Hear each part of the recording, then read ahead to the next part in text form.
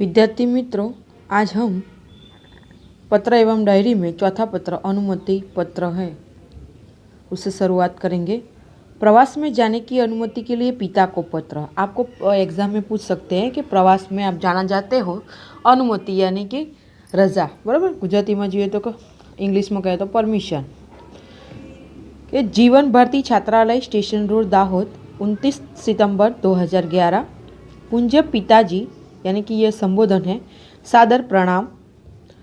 आपका पत्र मिला, सबकी कुशलता जानकर बड़ी खुशी हुई। आप मेरी जरा भी चिंता ना करें। आपको सूचित करते हुए मुझे खुशी हो रही है कि हमारी कक्षा के सब विद्यार्थी अगले महीने की 17 तारीख को अजंता इलोरा की गुफाएं देखने जाने वाले हैं। मैं भी उस प्रवास में सम्मिलित होना चाहता हूँ, यानी कि मैं भी उस प्रवास में जाना चाहता हूँ। स्कूल बस की व्यवस्था की गई है। यह प्रवास 3 दिन का रहेगा और 800 रुपये का खर्च आएगा। इस प्रवास में बहुत से दर्शनीय स्थल देखने को मिलेंगे। मेरे सभी साथी मनीष, साहिल, श्रेया, जाकिर, वहीदा, गुरमीत और डेविड भी इस प्रवास में जाने वाले हैं। मैं भी इस प्रवास में शामिल होना चाहता हूँ। आप पत्र द्वारा इस प्रवास के लिए मुझे अनुमति देने और 800 रुपये मनी ऑर्डर से भेजने की कृपा करें। यानी कि पिताजी को प्रवास जाने की अनुमति के बारे में इस पत्र में लिखा गया है। पूजनीय माताजी को सादर प्रणाम। यानी कि आपका पत्र जब समाप्त होता है तो आप माताजी को प्रणाम कहते हैं और नन्ही बहन को अगर हो तो प्यार कहते हैं, तो सोनल को प्यार। आपका आज्ञाकारी पुत्र रमेश। उसी तरह दूसरा पत्र है प्रार्थना पत्र। तो छुट्टी के लिए प्रधान अध्यापक को पत्र। अगर आप स्कूल में पढ़ते हो, बीमार हो गए या कहीं जाना है तो आपको अध्यापक को छुट्टी के लिए पत्र लिखना होता है। उसकी यहाँ बात की गई है। देसाई फलिया, भावनगर, 23 फरवरी 2011। सेवा में श्री आचार्य महोदय, डीए सार्वजनिक विद्यालय भावनगर। स्कूल का एड्रेस पहले लिखना है और फिर संबोधन करना है कि आदरणीय गुरुदेव, सविनय निवेदन है कि मेरी बहन की शादी आगामी 27 तारीख को निश्चित की गई है। यानी कि बहन की शादी है 27 तारीख को, इसलिए छुट्टी चाहिए मनोज पटेल को। मैं उसका इकलौता भाई हूँ, यानी कि मैं अकेला ही भाई हूँ, दूसरा कोई भाई नहीं है। हम लोगों की यहाँ शादी की कितनी धूम रहती है इससे तो आप अनजान नहीं। यानी कि आज शिक्षक महोदय आप भी जानते हैं कि शादी में कितनी धूम रहती है। फलतः मैं तारीख 24 से 28 5 दिन तक विद्यालय में उपस्थित नहीं हो सकूँगा। यानी कि उपस्थित नहीं हो सकूँगा यानी कि मैं आ नहीं सकूँगा। पिताजी का पत्र इस प्रार्थना पत्र के साथ भेज रहा हूँ। जो कि मैं आपको पत्र लिख रहा हूँ उसके साथ में पिताजी का भी पत्र भेज रहा हूँ। आशा है आप मुझे यह अवकाश प्रदान करने की कृपा करेंगे, यानी कि आप मुझे यह छुट्टी दे देंगे। इसके लिए मैं सदैव आपका कृतज्ञ रहूँगा, यानी कि आपका ऋणी रहूँगा। आपका आज्ञाकारी छात्र मनोज पटेल। क्रमांक यानी कि रोल नंबर दिया गया है 25, वर्ग 8A। बराबर, इसी तरह आपको प्रार्थना पत्र लिखना है। दूसरा पत्र है कार्यालयी पत्र। कार्यालयी पत्र में स्वास्थ्य अधिकारी को गंदगी के बारे में शिकायती पत्र। यानी कि आप अगर मोहल्ले में रहते हो तो मोहल्ले में गंदगी है तो आप अधिकारी को शिकायती पत्र लिख सकते हो। तारीख 20 मई 2011। सेवा में स्वास्थ्य अधिकारी महोदय, यानी कि संबोधन करना है। कौन सी महानगर पालिका है? बड़ौदा। मान्यवर, सविनय निवेदन है कि मैं गायत्री मोहल्ले में रहता हूँ। यह मोहल्ला पिछले कई दिनों से ठीक से साफ नहीं हो रहा है। आजकल शादी का मौसम है, रास्ते पर गंदगी फैल गई है। पास के कूड़ेदान यानी कि डस्टबिन में सब जूठन डाल जाते हैं, यानी कि जो खाते और फिर बचे उसे जूठन कहते हैं। बदबू के कारण पिछले 2 दिन से तो यह हाल हो गया है कि वहाँ से आना जाना भी मुश्किल हो गया है। आने जाने वाले सभी लोग परेशान हो रहे हैं। यदि गंदगी को शीघ्र न हटाया गया तुरंत तो मोहल्ले भर में बीमारी फैल जाने का डर है। आशा है आप शीघ्र ही उसे हटवाने की व्यवस्था करेंगे। यानी कि स्वास्थ्य अधिकारी को वो विनंती कर रहे हैं। आपका विनम्र सेवक सुरेश भाई म परमार, गायत्री मोहल्ला, बड़ौदा। ऐसे ही आगे है व्यावसायिक पत्र। 7वां, पुस्तक भेजने के लिए पुस्तक विक्रेता को पत्र। यानी कि व्यवसाय से जुड़ा है, टीचर से। शैक्षणिक पत्र है।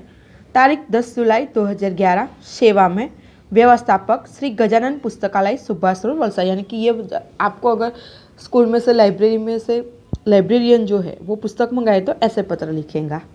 महोदय, मुझे निम्नलिखित पुस्तकों की आवश्यकता है, उन्हें आप डाक से भेजने की कृपा करें। और फिर आप पुस्तक का नाम लिखना है। नन्हा कोश, श्री रतिलाल नायक। लेखक लिखना बहुत ज़रूरी है क्योंकि नन्हा कोश कई प्रकार के आते हैं, लेकिन आपको कौन सा चाहिए, कौन से लेखक का, वो आपको उल्लेख करना है। नालंदा विशाल शब्द सागर, श्री नवल जी। बृहद हिंदी शब्दकोश, डॉक्टर श्याम बहादुर वर्मा और डॉक्टर धर्मेंद्र शर्मा। चौथा है साहित्यिक मुहावरा लोकोक्ति कोश, हरिवंश राय शर्मा। कृपया उपयुक्त पुस्तकें उचित कमीशन काटकर शीघ्र ही VPP वैल्यूपेबल पोस्ट से आप मुझे भेजें। भवदीय प्रीति शाह, शांति भवन, MG रोड, राजकोट। ऐसा आपको पत्र लिखना है। व्यवसायिक। आगे डायरी लेखन। डायरी शब्द अंग्रेजी भाषा का है। डायरी के लिए हिंदी में दैनंदिनी, दैनिकी आदि शब्दों का प्रयोग किया जाता है। डायरी में निजी जीवन के प्रतिदिन घटित घटनाओं का लेखा जोखा रखा जाता है। किसी को शौक होता है कि वो दररोज दैनंदिनी लिखता है, यानी कि डायरी लिखता है। डायरी के पढ़ने से किसी व्यक्ति के जीवन में घटित घटनाओं, कार्यों या तथ्यों की जानकारी आपको प्राप्त होती है। डायरी में व्यक्ति घटित घटनाओं के साथ साथ अपने मन में उठी प्रतिक्रियाओं की अभिव्यक्ति भी अंकित करता है, यानी कि जो घटना घटी उसे उस पर क्या प्रभाव पड़ा वो भी वह लिखता है, इसलिए उसमें व्यक्तिगता होती है। डायरी प्रतिदिन, साप्ताहिक, पाक्षिक अथवा मासिक लिखी जा सकती है। प्रतिदिन यानी कि दररोज, साप्ताहिक यानी कि अठवाडियाમાં, पाक्षिक यानी कि 15 દિવસ और मासिक यानी कि महीनों। डायरी लेखन की एक विशेषताएं है। कौन सी? तो कि डायरी लेखन में निम्नलिखित गुण होने आवश्यक है। आप जैसे जैसे डायरी नहीं लिख सकते, डायरी के भी नियम है लिखने के। पहला कि डायरी लेखन में क्रमबद्धता हो, यानी कि सुबह से लेकर शाम तक का आपको लिखना है। ऐसा नहीं है कि शाम का लिख लिया फिर सुबह का याद आया तो सुबह लिखना है। इसमें लिखा गया विवरण संक्षिप्त, सारगर्भित तथा वास्तविक होता है, यानी कि कुछ भी आप नहीं लिख सकते। जो घटित घटना है वही आपको लिखना है। अच्छा लिखना है, बुरा नहीं लिखना है, ऐसा नहीं करना है। डायरी लेखन में स्थान, तिथि, घटना या तथ्य का स्पष्ट रूप से उल्लेख होना आवश्यक है। चौथा है डायरी लेखन करते समय आलोचना, टीका टिप्पणी, बनावटीपन, काल्पनिकता, चित्रात्मकता, अनावश्यक विस्तार से बचना चाहिए। यानी कि अगर आप डायरी लेखन करते हो तो आपको आलोचना नहीं करनी है। आपके मन में घटी जो घटना है उसमें जो प्रतिक्रिया है वही आपको लिखनी है। किसी के टीका टिप्पणी नहीं करनी है। बनावटीपन उसमें नहीं आना चाहिए। काल्पनिकता नहीं होनी चाहिए, वास्तविकता होनी चाहिए। चित्रात्मकता, अनावश्यक विस्तार से बचना चाहिए, यानी कि आपको संक्षिप्त में लिखना है। डायरी लेखन के लाभ है कि डायरी लेखन के अनेक लाभ है। पहला, इससे जीवन में घटित घटनाओं की जानकारी प्राप्त होती है। दूसरा, डायरी में तथ्यों का उल्लेख रहता है, इसी कारण व्यक्ति दिन भर जो अच्छे बुरे काम करता है उसका उल्लेख भी रहता है। इससे सने बुराइयों से बचा जा सकता है। अगर आप डायरी लिखते हो तो आपके वजह से अगर किसी को दुख हुआ है तो आप अगर रात को डायरी लिखने बैठेंगे तो आपको दूसरे दिन यह याद आएगा।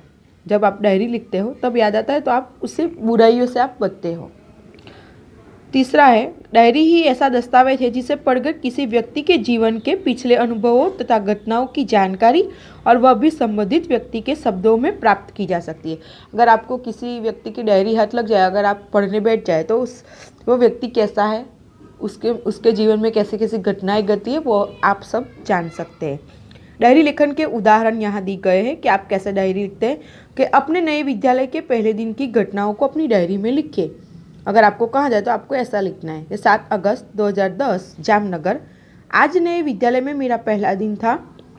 मन में विभिन्न प्रकार के विचारों की उथल पुथल चल रही थी तथा अनेक अनजानी आशंकाएं अनायास ही मुझे डरा रही थी। 9 बजे पिताजी के साथ मैं अपने नए विद्यालय आदर्श मंदिर में पहुंचा।